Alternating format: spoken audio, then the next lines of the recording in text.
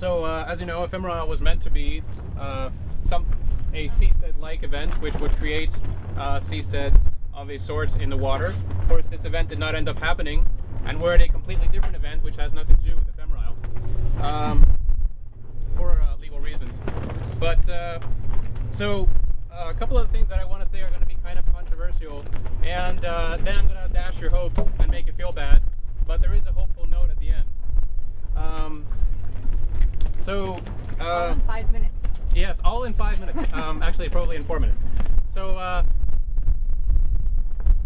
this is probably not a good way to scale up to something like a seastead, right? So, for structural reasons that I can't get into right now, if you try to turn something like Ephemeral into a floating platform on the ocean and created thousands of them, which is what you'd need for seasteading's goal. And by the way, if you don't know what seasteading's goal is to create a market for governments. It's a market for rules in some way that we don't yet have a market for. So allowing people to move from one space to another and try out new rules, new systems, new economic systems, new social systems, new political systems in a way we can't yet do. So the idea of this scaling is probably very hard. There's no empirical data, of course, because we haven't tried it yet, but I would say if it works, it would take many, many decades, and we don't want to wait too many decades. So a better option is to get money from people who have money and make something on the ocean that produces more than it consumes. So we have a big problem with this.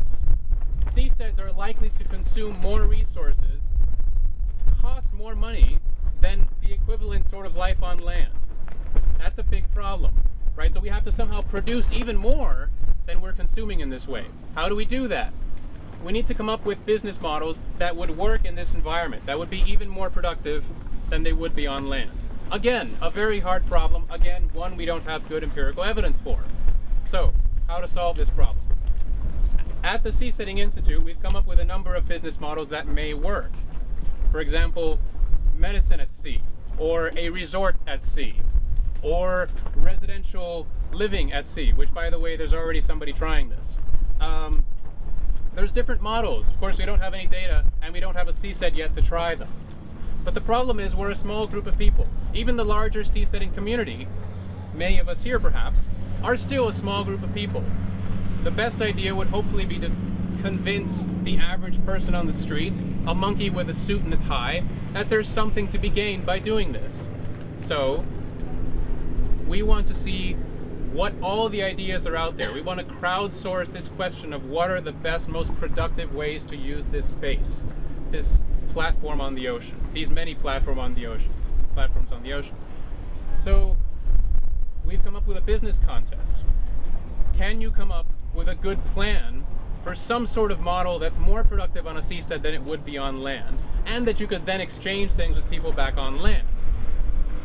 The more entries we get to this, the better. We're hoping to get, as many as possible, 50, 100, 1,000, whatever it would be, and see all the best ideas that we can produce, and then pay these people for their time and effort. Hopefully that'll come up with a lot of good ideas, which will convince the average monkey with a suit that we're a good idea, seasteading that is. Once that happens, we get the big bucks. We can buy some sort of platform, put it in the water. That would be an incremental step between the $120 million giant beautiful thing and this, and something maybe like a medium-sized cruise ship. Somebody can put it out in the water, start selling commercial real estate, primarily to these people who've come up with really interesting, good, productive business models. That is the path to seasteading, at least the one that I see. Other people connected with the movement may also see it that way. Some may not. I'm happy to talk about it in questions or some other time. We have time for 3 questions. Sure. We consider the university model, because tuitions have grown to such a large extent that could be very profitable. Yes, but the problem is that there's... So virtual spaces are already possibly going to handle this very well, in the sense that you can get your education virtually online. It means that it's not as easy of a thing to get the benefit from a floating seastead, right? It's not a highly regulated market. You could, for example, have practical university courses on sex, whereas you cannot do that in most nations. It's possible. Hey, join the business contest. Let's see. It could be. Yes. So it seems like one of the key all, there's many key benefits. One key benefit of seasteading is the freedom to play with legal structure, and so therefore one immediately obvious business opportunity is to do businesses that are not necessarily otherwise legal in other normal government situations, because you can create a legal structure that enables that particular line of business. So, which is wonderful. And there's therefore clearly a number of lines of directions you could go that would be highly profitable, that may not normally be acceptable elsewhere. So then one to the question of, there you are in the middle of the ocean, generating a profitable business around some line of activity. What do you do about countries that have navies that might decide they don't like you doing that anymore? The answer to this question is PR.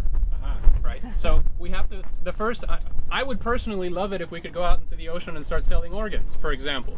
But I'm sure that almost everybody outside of here, and probably most people here even, will not agree with me on this point. Maybe I'm wrong. I'd be happy to be wrong. I agree with you. Human organs? Human organs. Selling human organs are in the market. Of course, there's, to people who voluntarily decided to give them, of course, not to slaves. I can see the headlines yes, now, Island of Death. That would, just imagine the PR behind that. Yes, if the Navy sails up to our seastead with really big guns, what are we going to do? Hey, we're going to get on your seastead. Okay, come on board, buddy. What are, you so give them free organs. that's a bad idea. I think we have one last question over there. Yes. There's one over there too, if we could do 4. Please, Okay. I have a really good Okay, one. Nikolai, go ahead. Okay. You go first. Alright, thank you. So we actually already have myriad floating structures on the ocean that produce more than they consume. They're called oil rigs. What's the Yes. next step in your plan? What's what? What's the next step in your They plan? don't produce. They just exploit Okay, resources and- that are already there. So One more idea. Maybe more of a they take a exploit resource. One more idea. How many people That know is what a the good sea idea, shepherds do? but they're not being used to sell commercial real estate, and they're not being What used if to you took generate what the- legal systems. What if you Sorry. took what the sea shepherds do about one UN legislation concerning whales, and what if you created bounty hunters, which would basically be paid to fight the pirates in the Gulf or in the Strait of like Taiwan and stuff like that? I know a lot of ex-military types who would much rather fight bad guys than work the Blackwater. So you're saying a military base like off Somalia, off environmental. Yeah. You want privateers. Privateers who fight pirates and make the seas That is a safe. model that could work in certain places. I'm not against it. And Prince. Thank you so much, Max. Sure. Okay, we have